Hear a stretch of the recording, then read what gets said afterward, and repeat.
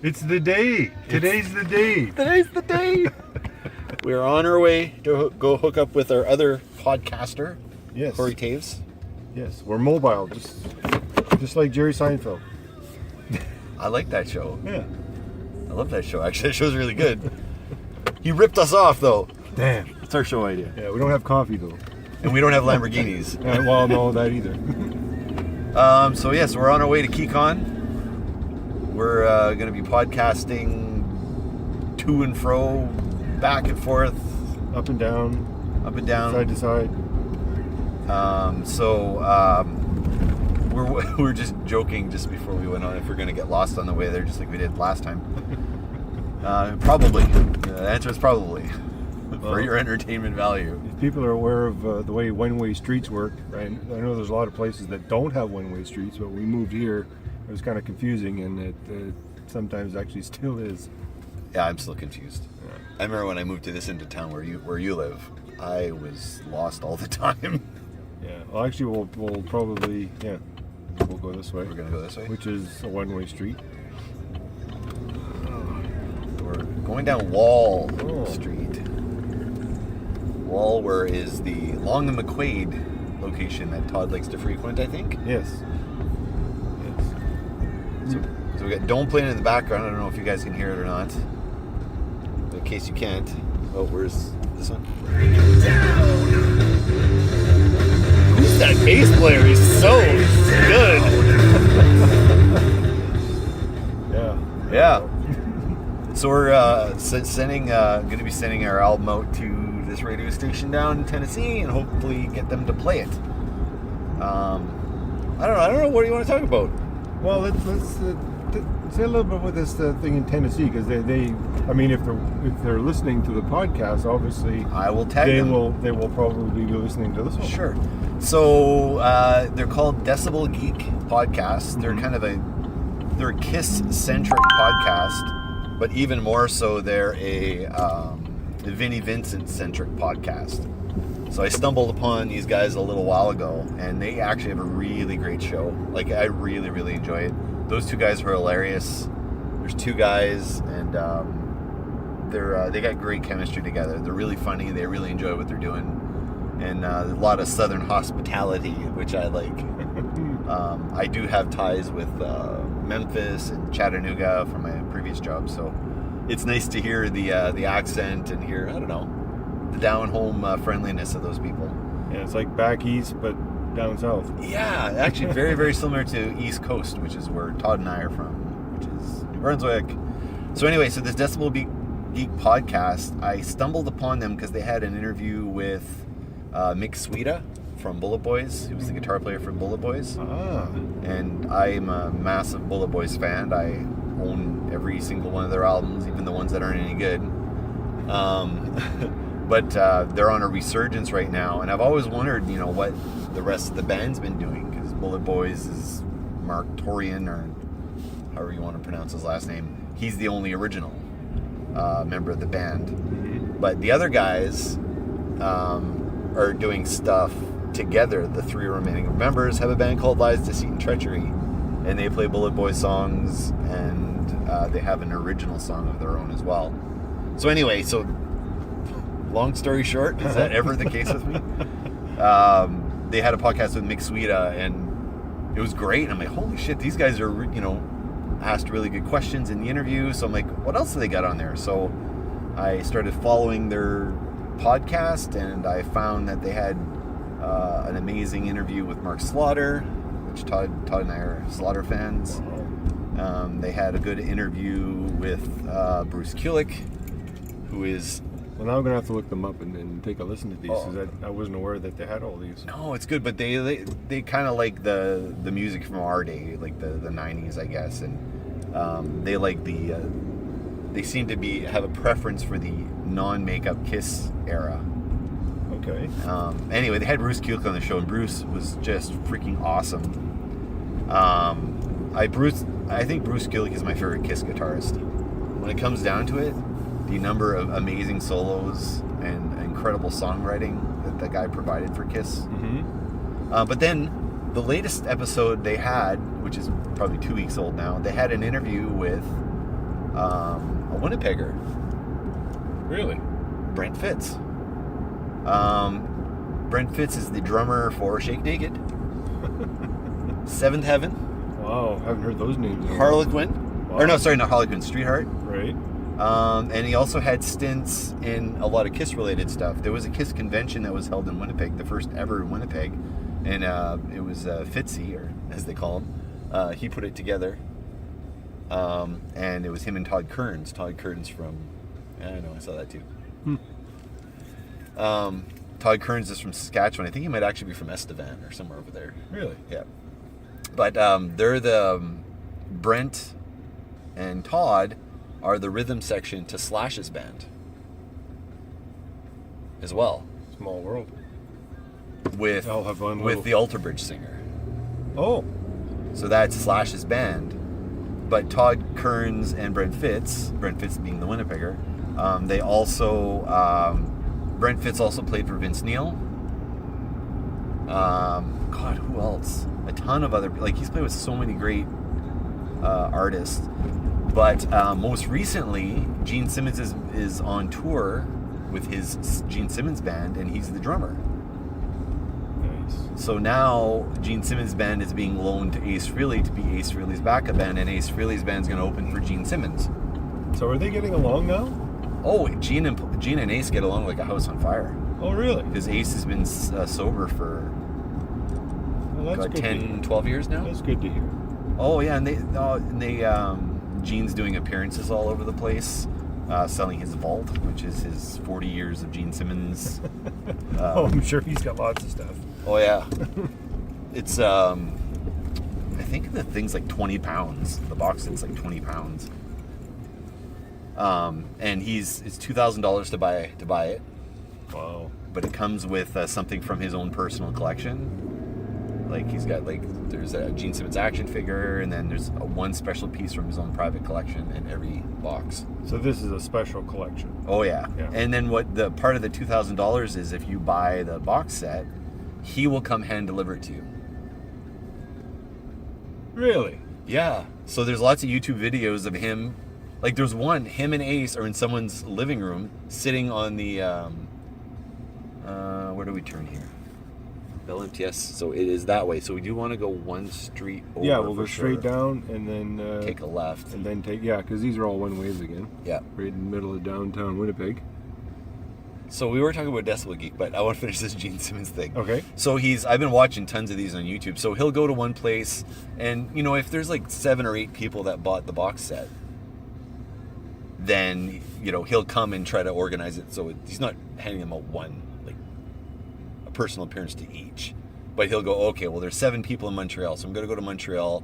We'll go someplace where I can give it to all of them at the same time. Really? Yeah, Well, that's a but jip. no, but if you buy the higher end package, he will come to your living room and play in your living room. And So- play? Oh yeah, he plays. He'll come over and play? Yeah, he comes over and plays. Like Xbox or? You'd think. Here's a bass. Start But slapping. the recent one I watched, him and Ace were in someone's living room, and they were sitting on the mantle, like the lower mantle of a fireplace. Right. Like they were both sitting there, and they both got acoustic guitars, I think, and they're just playing. Now, was this a promotional video made by No. Gene's people? Or No, was this a homemade no. video This made is by the people someone who came off to their visit? phone. Okay, so Someone it off- wasn't a publicity thing. This No. was actual. He actually did the accounting. He's basically losing money on most of the appearances. Right. But he says, I've got money. Like that, when you got money, that you spend it. And this is important to him. So anyway, I'm just really Wow. Now, is it on Smith? No. Gary. Gary? Oh, no. It is Smith. Smith? Yeah, it's gotta Oh, be Smith. Okay. So anyway, so now Fitz is playing for Simmons, because Simmons he's also doing playing club shows and stuff like that. Mm-hmm. And now it's doing really well. He's playing kind of stuff from the box set that you might not hear otherwise, Right. including a lot of songs that would have never been released. So this is all of his solo stuff as well as Kiss stuff? Solo stuff and unreleased. He's got scads, I think there's 7 or 8 CDs on there. So, like, for example, like, him and Ace wrote a song for Wendy Williams. Right. Or they wrote a song together. Okay, now, is this like a recent they wrote songs? No. This This is like over the last 40 70s. years. Okay. It even has the first song you ever recorded called My Uncle's a Raft. My Uncle's a Raft? I like the song. Because his uncle is like a raft because the raft supports you in troubled waters or something along those lines. Oh. It's very, very entertaining. For someone who doesn't take drugs, it's pretty deep. Yeah. But anyway, so they had the interview with Fitz, and I actually got more information on Fitz that I didn't even know. I mean, I've seen Brent play with Shake Naked. Right. God, how many times did we go see Shake Naked? Well, I mean, between the Palladium and Night Moves. you know, Friday nights. God, I miss that. Friday nights would be live music. Oh, they would record it live on the radio. But nowadays, the music that you make, I mean, just grab a computer, right a couple here. programs, and make your own beat, and there you got a song. It's not really mastering your instrument, but they actually dug into a lot of stuff that Streetheart wrote a lot of songs that other people recorded. Mm-hmm. And there was a whole thing with that was like, oh my god. Like, anyway, a very informational interview with Brent Fitz, and that's why you guys get a lot of points off of me for your podcast, because you brought a Winnipeg boy in your show. You gave him all the time. Like, I think it was an hour and 47-minute podcast. And it was great. Like, I really, really enjoyed it. You guys did an awesome job on that interview. So, yes, I am now subscribing. I've subscribed to your channel, and I've listened to a lot of episodes. Particularly, you guys got Vinnie Vincent on your show, which blew my freaking mind. Oh, you had Bobby Rock from Vinnie Vincent as well. That was good. But anyway, good show. Yeah, you got a listener. I'm going to actually try to set up a donation to you guys because I don't want you guys to go anywhere. It's a very good show. And if I ever make it down there, I'm coming to your studio to go meet you guys. I'd love to meet you guys. But anyway, I'd want to send our Dome CD to them because I think it fits totally in the pocket of what these guys are listening, what you guys play and what you listen to, and being the massive Kiss fan that I am, I think it. I don't know. I think it fits. It fits really well. Brent Fitz, if you might even go that far. Oh boy! So we're where we need to be. So I'm gonna drop the podcast off here. We're gonna do multiple little skits throughout the weekend. Wow, they get some weird names. Reserve for Chief Political Officer, Grand Chief. Reserve for the Director of the Assembly of Manitoba Chiefs. Wow. Well, I guess they all stay at the Radisson. Well, they do because they have an ownership into the building. Okay, so where do we park? Where do we fit in? No, just keep going. Oh, we just got to keep going up. Yeah. Okay, we got somebody behind us too. Probably waiting for us to go. Okay. God, these are narrow. Yeah, my brother's driving a very big vehicle. So, I think we're going to let you off here. We're going to try to find a parking spot. We're not going to pain you guys with all this reserved. No, you got to find non-reserved. Anyway, we will be all weekending this stuff. So That's a verb. all weekending, yes. Just like I tavesed my way into Keycon this year. Caved. Yeah, I don't know. Okay, so Anyway, so we'll see you guys soon. Bye. Alrighty. See ya.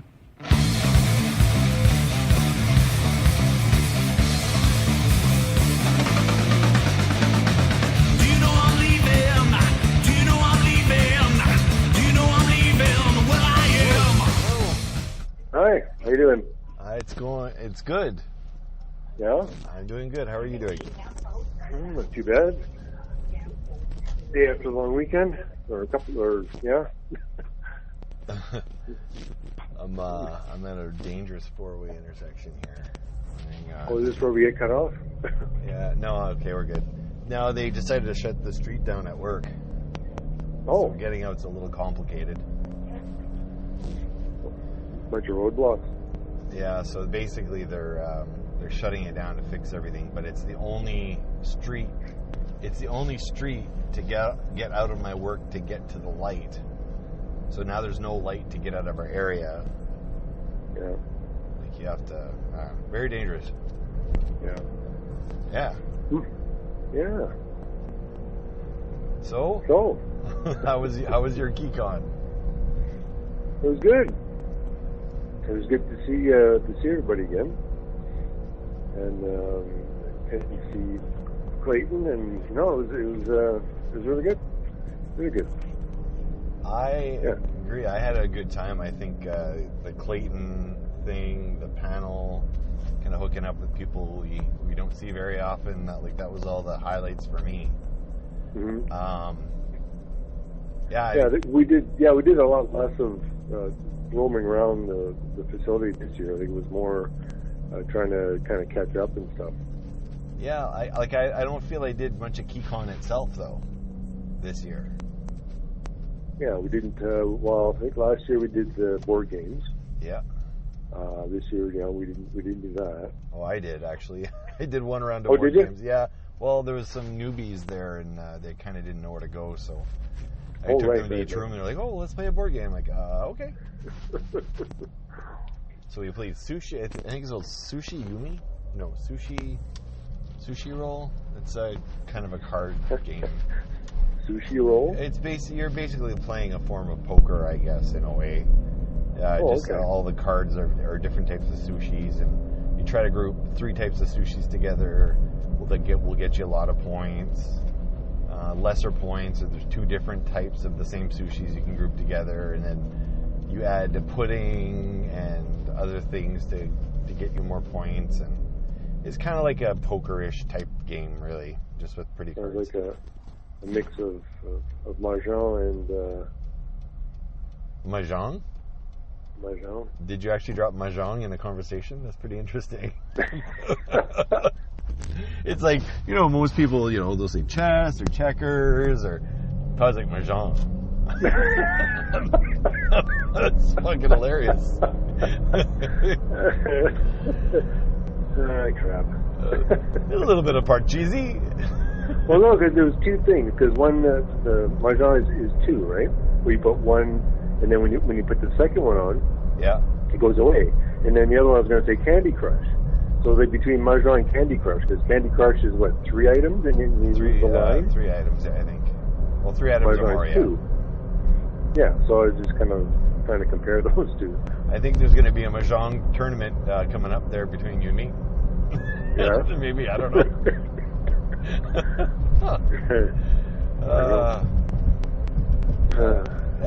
I think, I guess what I was going to say, I don't know if Keycon was any good this year, because I didn't really go to it. I just happened to be in the building. We were doing all our own stuff, podcast-wise, and we had our own panel, and I did go to the Masquerade. It was a little underwhelming this year. It was okay, like all the costumes are good, but there wasn't as many as in other years. Now, did he tell you what the total or what the tally was? How many people were there? No, well, at that time it was true. Like, I always ask when I go to see where they're at, but our badge numbers tell you how many they were at that point. Okay. And it was 361 or something, maybe was our number. So 361 people. Yeah, I wonder if maybe last year there was more people, I think. It really felt that way. It felt really underpopulated this year. Yeah. But, I noticed, like, the guest list they had this year, like, maybe it was a bit of a starvation year for guests, but they usually have, like, 1 or 2, like, established authors, like, for, science fiction or fantasy or something. But I think this year they didn't have any that I was aware of that were listed. It just seemed like they did have a writer, but it was a gaming writer, like someone who writes games. But usually in other years, like when they have that sort of author in there, they usually still have an established like fantasy or science fiction writer. And and when in doubt, they always bring Robert Sawyer in, who's from Winnipeg, and they usually have him up there. But I didn't even see him there this year, which I thought was odd. So I don't know if we lost some people to maybe the Jets goings on, or are we starting to lose? The Whiteout was I think it was here. Was it here on Friday and Sunday? Friday and Sunday, yeah.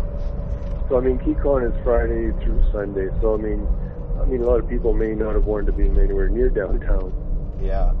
During that, or they're really into hockey and they just chose hockey over the con. But. Yeah, and there's other things that go on too. I know a lot of people, like I noticed on some of the boards, that or the Keycon Facebook page, you know, some people just couldn't make it because, well, I can't get the weekend off from my work.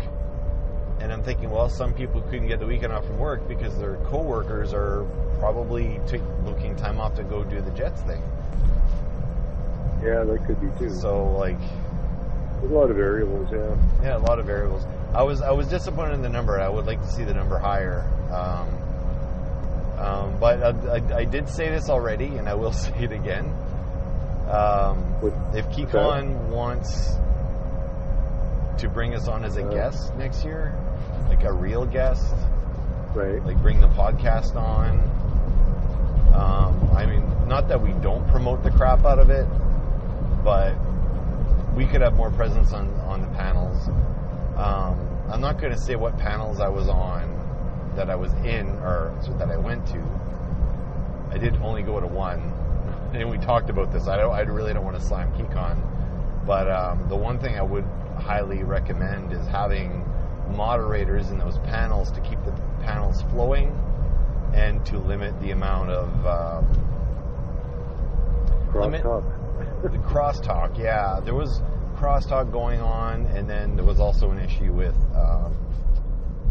some people hogging the panel, like people in the audience. Like, I think they allowed too many questions from the audience in the panel we were in, and it was incredibly disruptive to the point that I didn't even want to ask a question anymore because. Well, actually, the panel is usually in the panel, and then usually at the very end. Yeah. That's when the questions are. Now, I can't. Was that the case, or were those questions during? No, you're right. That's usually the way that it goes, and that's from having a business background, having worked in the business world my whole career. You know, when you're having a meeting or you're having anything like that, the first thing they teach you is if you're going to have a meeting, you don't entertain questions until the end. Otherwise, your meeting gets disrupted and you don't go through all the topics that you wanted to discuss. Right. So generally, you know, the idea in a general meeting, which really is what a panel is you want to say everything you want to say right up front. Mm-hmm. Every statement you want to make about whatever the topic is,